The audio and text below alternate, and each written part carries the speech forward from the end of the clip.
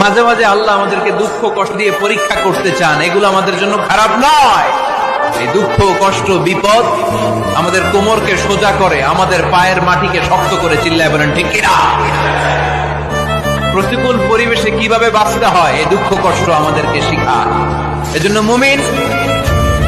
মুমিন বান্দার বৈশিষ্ট্য হচ্ছে দুঃখ কষ্ট বেদনা জ্বালা এগুলোতে সে আপসেট হয় না, সে হাল ছেড়ে দেয় না, সে ভরসা রাখে একজনের উপর। চিল্লায় বলতে হবে তিনি কে? কারণ মুমিন জানে রাত্রি যত গভীর হয় অন্ধকার তমানিসা ভেদ করে সুবহে সাদিক হয়। মুমিন জানে গর্ভবতী নারীর পেটের ব্যথা যেই দিন বাড়তে থাকে ওই দিনই নতুন মেহমান আগমনের সময় ঘনাতে থাকে। মুমিন জানে তার জীবনে দুঃখ কষ্ট বিপদ যত বাড়তে থাকে সুখের দিন কাছে আসতে থাকে। এজন্য মুমিনের হারাবার কিছু নেই। ইন্না মাআল উসরি ইউসরা, ইন্না মাআল উসরি ইউসরা।